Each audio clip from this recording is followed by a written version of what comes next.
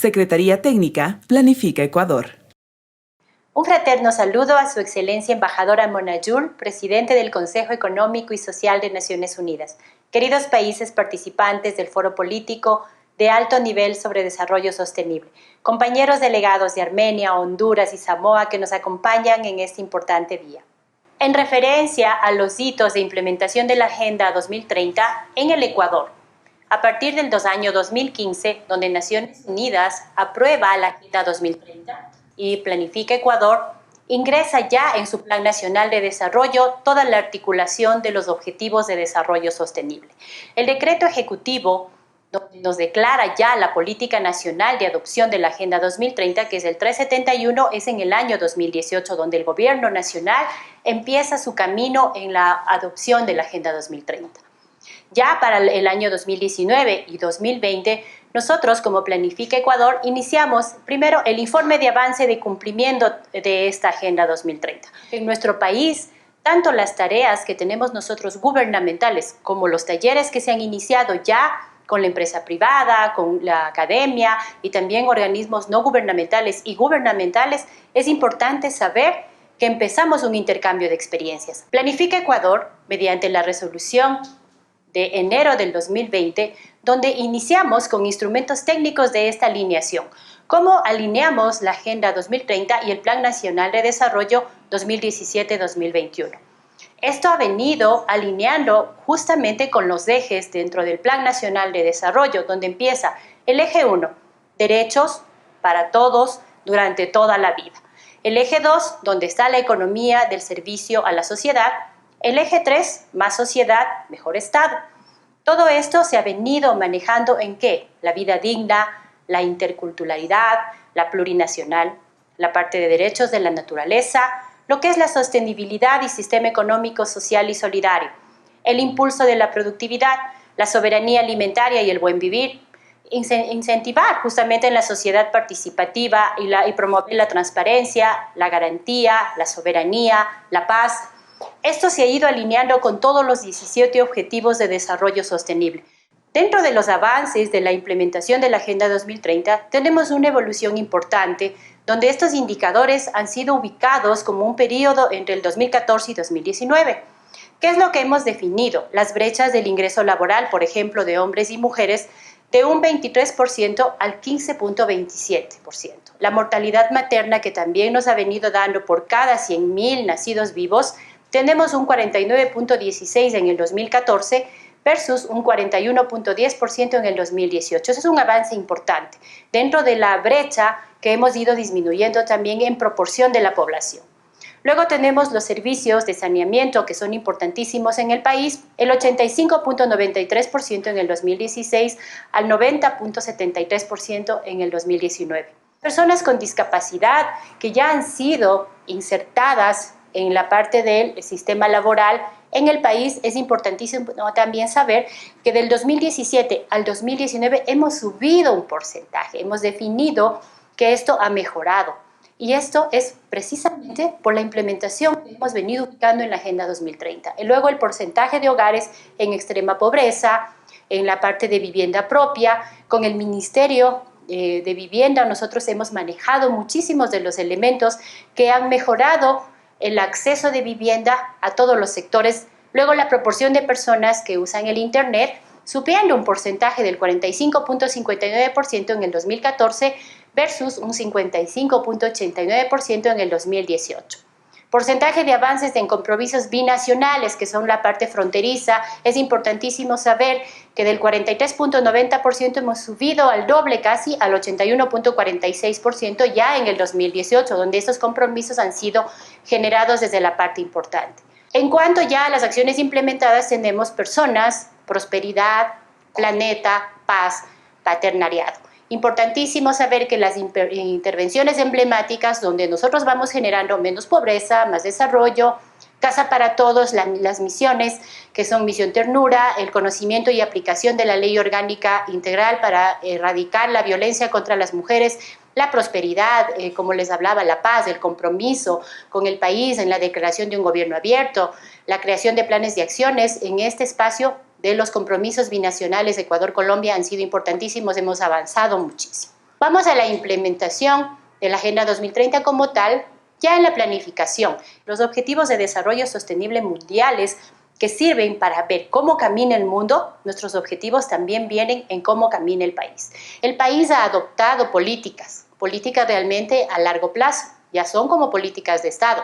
Eso es lo que nosotros hemos avanzado en el país y una capacidad estadística importantísima, donde nosotros ya medimos un 72% de estos indicadores que conforman la Agenda 2030. Esto es de 174 indicadores, un 72% es un nivel muy alto, y la gestión ya del examen nacional voluntario, donde muchas de las instituciones han definido ya y han aportado tanto funciones del Estado, entidades asociativas y los gobiernos locales, donde son muchas instituciones que ya están incursionando en este espacio de la sociedad civil incluso y la empresa privada. En cuanto ya a la coyuntura que todo el mundo estamos pasando en este momento, la coyuntura del COVID-19, hemos tenido y hemos definido como país donde sabemos que la Agenda 2030 se convierte en una oportunidad para afrontar estos retos. ¿Qué es lo que nosotros hemos tenido y se nos ha complicado muchísimo como a nivel mundial en el Ecuador también? Una contracción económica del país del 7.3 al 9.6%. Esto a junio 2020 es muy fuerte. La disminución de actividad económica, el acceso limitado a empleos en las condiciones adecuadas, el incremento de la pobreza, hambre y deterioro generalizado en la salud de la población, hogares que tenían la conexión de internet en ese momento, ya que la parte educativa ha tenido que ir a casa, ha sido muy complicada, hemos tenido que luchar contra este espacio, incremento de los índices de violencia contra la mujer y sobrecarga de trabajo que hemos tenido, generación de nuevas modalidades de enseñanza en los sistemas educativos, como les hablaba anteriormente, la disminución del ingreso de divisas provenientes del petróleo, que ha sido para nosotros muy complicada. Acciones gubernamentales hemos tomado como país ya frente al COVID-19. Ley de ordenamiento de finanzas públicas que permite establecer los límites del gasto y de la deuda pública. Creación de fondos en el Comité Fiscal, que es importantísimo porque esto es un accionar para las instituciones para que ellos puedan continuar con sus procesos de desarrollo en cada una de sus competencias. La ley de apoyo humanitario, donde reactivas la economía, la productividad, el mantenimiento de condiciones de empleo y el incremento de créditos. Eso es importantísimo saber por el emprendimiento y la banca pública. Luego tenemos ya el financiamiento y hemos traído de los organismos de la cooperación internacional y multilaterales 1.805 millones destinados a enfrentar esta pandemia y la pospandemia, que son proyectos de los que vamos generando dentro del país. Luego ya las familias beneficiadas en el bono de protección familiar han sido la parte interna que hemos manejado como país, y los créditos de reactivación productiva en condiciones favorables, donde los intereses para quienes las tienen el acceso sean menores. ¿Qué desafíos enfrentamos como país y ya como planificación dentro de un Estado que en este momento está lacerado y complicado por la parte del COVID? Pero nosotros siempre generamos la consolidación de un paso de la protección social. Énfasis en la población más pobre y vulnerable. La educación, la salud, la vivienda y la inclusión social son importantísimas para continuar con nuestro proceso de competencia en el Estado. Fortalecer acciones para erradicar la violencia contra las mujeres. Luego, las políticas públicas que la estamos generando, mucho más aún que si ya se adoptó en su momento una política de Estado, ahora tenemos justamente la reducción y generación de gas de efecto invernadero, por ejemplo, la parte de atmósfera, la parte industrial, energética, el transporte, la provisión de saneamiento y agua de calidad. Importantísimo también fortalecer la coordinación institucional entre todas las funciones del Estado. Alcanzar, sobre todo, la universalización en las telecomunicaciones. Es importantísimo disminuir esa brecha existente entre las zonas urbanas y rurales. Consolidar la evaluación del país en coordinación con actores clave como son la sociedad civil, la academia, el sector público. Es importante que nosotros como país tengamos que fortalecer las políticas que promuevan el empleo adecuado y la productividad. Y en eso nos encontramos en este momento con el desafío frente a los objetivos de desarrollo sostenible. Frente a los desafíos que hemos ya explicado como país, como Ecuador y Planifica Ecuador, es lo que podemos consolidar frente a los objetivos de desarrollo sostenible. Agradezco a ustedes la atención, queridos países. Espero vernos pronto en otro de nuestras reuniones. Es importante el apoyo dentro de todos los espacios que nosotros tengamos que tener. Gracias a ustedes por mantener estas reuniones que son muy importantes para el país y el mundo.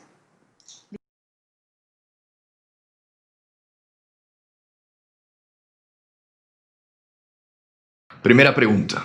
Misión permanente del Perú ante las Naciones Unidas en Nueva York. ¿Cuáles son los principales avances que el país ha logrado en los últimos años en la implementación de la Agenda 2030 para el Desarrollo Sostenible? En ese sentido, en comparación con su primer informe nacional voluntario, ¿cuáles han sido los principales retos y desafíos teniendo en cuenta la experiencia ganada durante el primer proceso? En Ecuador hemos definido roles en lo que corresponde a la implementación del desarrollo sostenible.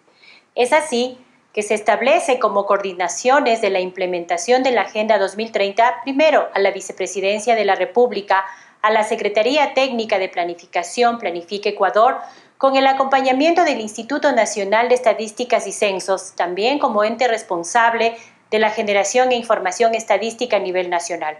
Tenemos el Ministerio de Relaciones Exteriores y Movilidad Humana, institución a cargo de articular las relaciones y presencia del Estado en las instancias internacionales relacionadas con la Agenda 2030. Como desafíos hemos también definido hacer frente primero a los efectos sociales, económicos, productos de la crisis actual. El desafío es avanzar a la visión prospectiva vinculada a la Agenda 2030 ante el contexto regional y nacional ocasionado por la pandemia del COVID-19. El rol planificador del Estado resulta indispensable a fin de consolidar acciones de intervención pública y de inversión en sectores y territorios definidos. Lograr una mayor participación de actores en los procesos de implementación de la Agenda 2030 es uno de nuestros desafíos más importantes en el país. Ante ello, al momento estamos desarrollando una plataforma en línea que permita transparentar el accionar del Estado y sus diferentes actores orientados a la Agenda 2030. Segunda pregunta. Misión permanente de la India ante las Naciones Unidas en Nueva York.